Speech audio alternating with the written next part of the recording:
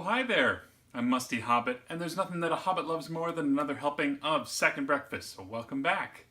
Today's going to be a bit of a freeform episode. I have a couple questions and things to go over, but as always, I want to talk about me and what I've been up to this past week. This weekend, we went shopping. I have a wedding coming up pretty soon here. Not mine, already married. But I needed some new clothes, and so we actually hit up Dillard's and actually managed to get there on the last day of their big mega sale. I got some dress pants for like $15. I got this shirt, a whole bunch of other shirts, kind of a new wardrobe, I guess, but my wife was very happy. She likes to take me shopping. I'm not so much a fan of shopping, and I think part of it is due to my measurements. I'm fairly tall. I have a long inseam, and because of that, it's hard in a normal department store to find the waist to inseam combination that works for me. So I don't get to look around a shop and say, I like how that looks, find me my size. I have to go, show me everything that you have in my size, and then hope that it's not all pleated front khakis. Because I just don't like how those look on me. It's so it frustrates me a little bit. That's kind of why I'm kind of averse to doing that in general. But a deal's a deal, and when you can get a lot of clothes at a good price, they were clearing out everything prior to bringing in their fall offerings, and so they needed to get all the summer stuff out. So I timed it just about perfectly. Aside from that, I mean, there really wasn't a whole lot else going on. Weekends are weekends. Weekends are my chance to kind of wind down. Work is super busy and keeping me very, very focused on the things that we're doing here. So the weekend is my chance to kind of disconnect and relax. I played quite a few different games. I've been kind of dabbling, but as I mentioned last week, I've been playing God of War 3, and that game is awesome. I played the first two. And this one just picks up right where they left off. And it is really, really good. I'm actually, if things work out right and I can get this edited well, I may finish that before you even see this episode on Thursday. But yeah, really, really liking God of War 3. It actually is kind of getting me excited for God of War 4, even though I will have no means to play it by the time that game comes out. With my 2DS XL, which I picked up, and if you haven't had a chance to see my unboxing video, I did a quick unboxing of the 2DS XL, which is a nice little unit. I'm actually really happy with it so far. It's very comfortable. It works for me and what I need it to do. And I've been playing Theatrhythm Final Fantasy Curtain Call, which is the rhythm game with all the Final Fantasy music. And it is everything that I had hoped it would be. And I'm really, really digging it.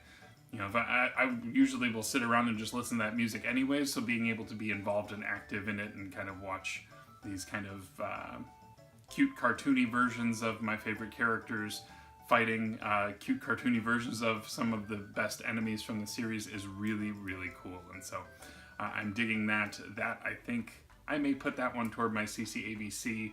I get the feeling that it is a very long game, so probably one that I will have going for a while.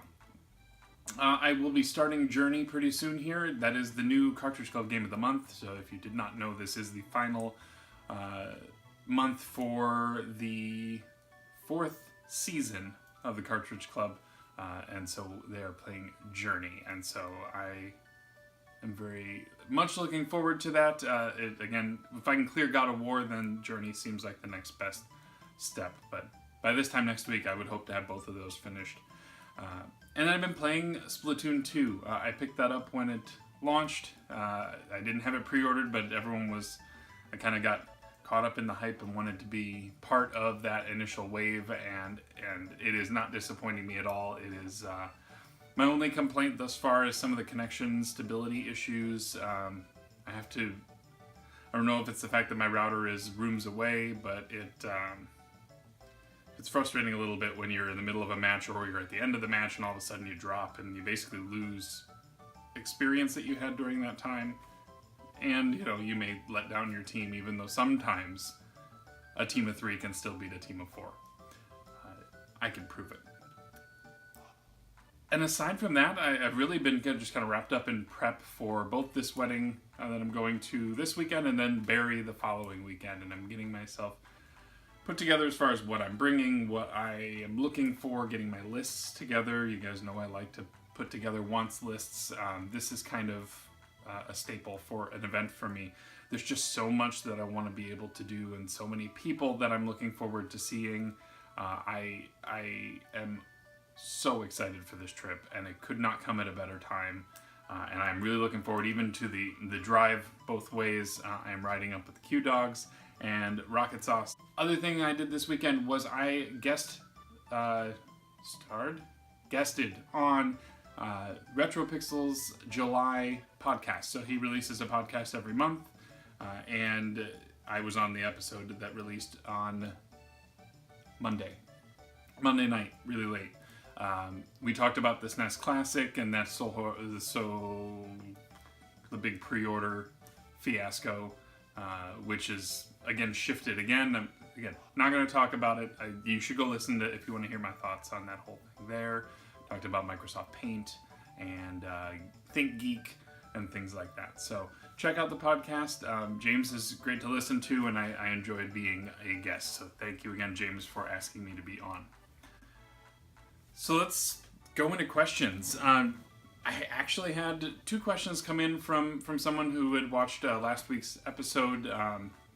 And so thank you, Thomas, for asking these questions. The first of which, his question was, let's talk about games that as a child kind of tormented you. I was trying to unpackage what that question was really going for, and I had a hard time coming up with exactly how I wanted to direct this one. So I'm going to go with games that kind of I never got that chance to finish them. And the biggest one of them all is E.T. on the 2600. Had that game, played a ton of that game, but I don't know that I have ever finished that game. I didn't have the instruction manual. I think that was a common issue with a lot of people in that game. And but I just kept playing it. I don't know. It just kept running against that brick wall, and it just never fell into place for me, which is kind of unfortunate. But that game doesn't bother me. It doesn't bother me that I can't finish it. It's just it was a difficult game, and I know that some people have labeled it horrible things because of that. Whatever. It's better than you guys are making it out to be, but it is a little nondescript, and I think it would do well to have somebody actually give some decent instructions on how to play that game. Maybe. The other one that I wanted to bring up was Blades of Steel. And you're probably scratching your head going, but that's a sports game. It is a sports game. I used to play a lot of that game. And the one mode that I could never finish as a child is they had a tournament mode where you would play, it was like a bracket of 8, and you would play through to the championship, and then you would, obviously the goal was to win it all. I could pretty much walk through the lower difficulties. On the hardest difficulty, and this was the first moment that I ever threw a controller, was I had gotten through all the levels. I was down to, we were tied, and it was the last minute of the game, and they scored with maybe 10 seconds left on the clock, and that was it. All of that effort, I wasn't the type who would pause and walk away. All that effort from that period of time gone because they got a cheap goal at the end of the game.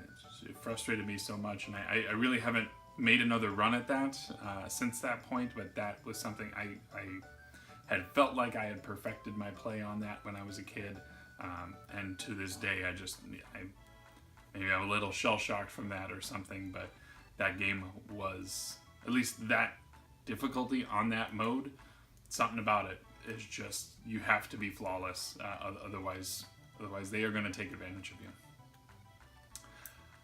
And then the other question that he asked were, what are some of your pet peeves? And I'm going to take a little different angle with this. I want to talk about some of the pet peeves, little things that I see about people on social media or people on YouTube.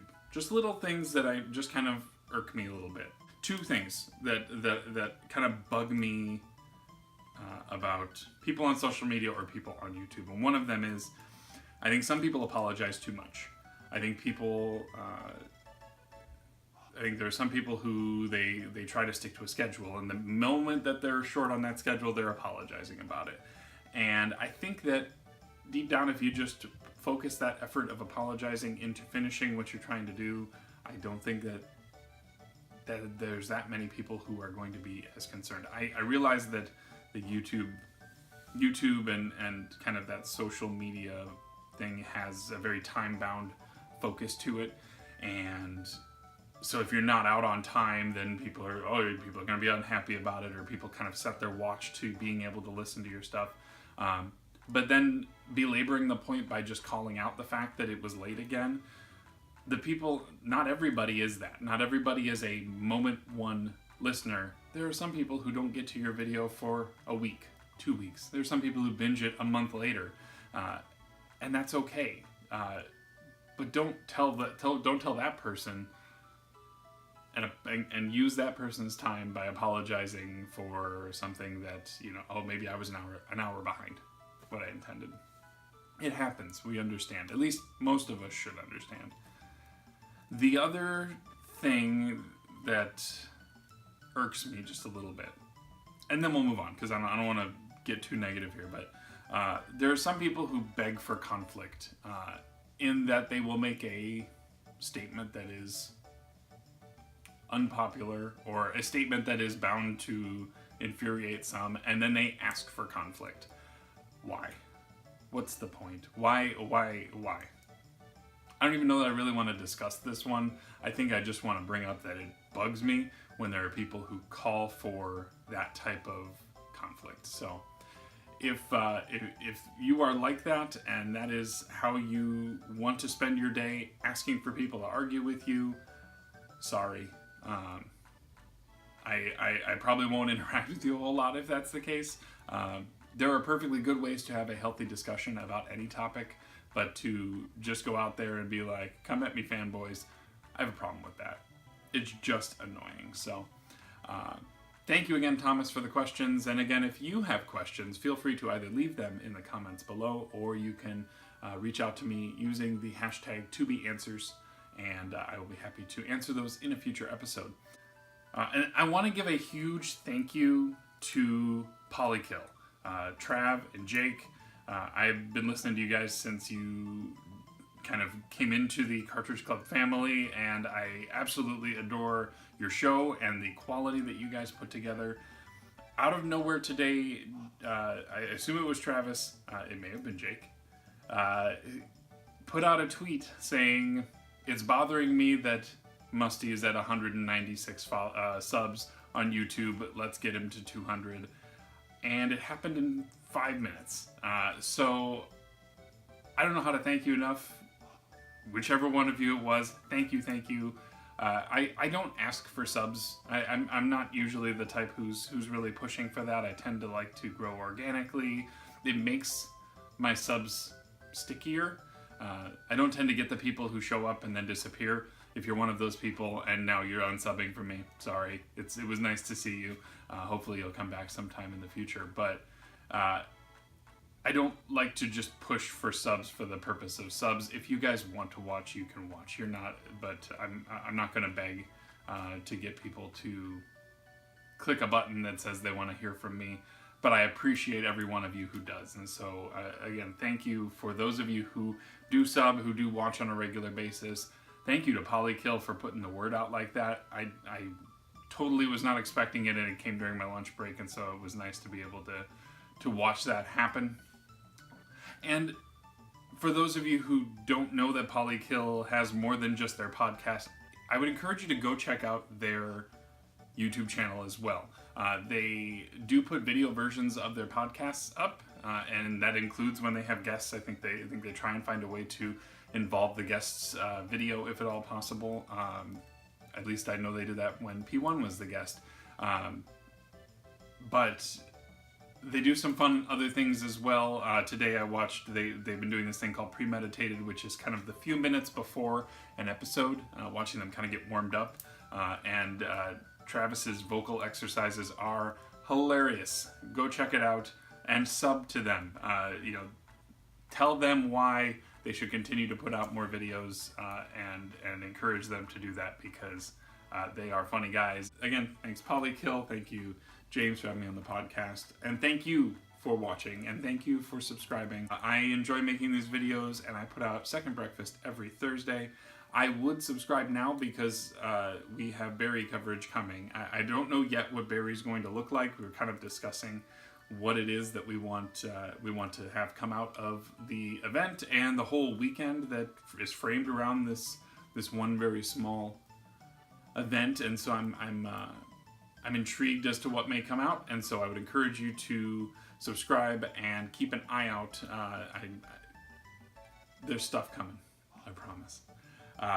But for now, please like the video if you did. As always, I have been Musty. Take care of yourself. Be good to each other. Bye.